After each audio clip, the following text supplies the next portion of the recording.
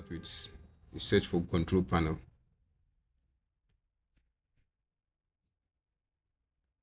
And choose the hardware and sound. And go to device manager.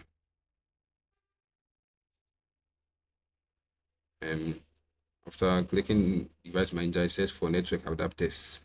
I think that's okay. Network adapters, yeah. And choose the third one, that's the wireless AC. You click on it, right click and updates. And choose browse my computer for drivers. Let me pick from list of available drivers on my computer. After this, seeing this, you choose the third one. Click on the third one and click next. It will just update and restart again.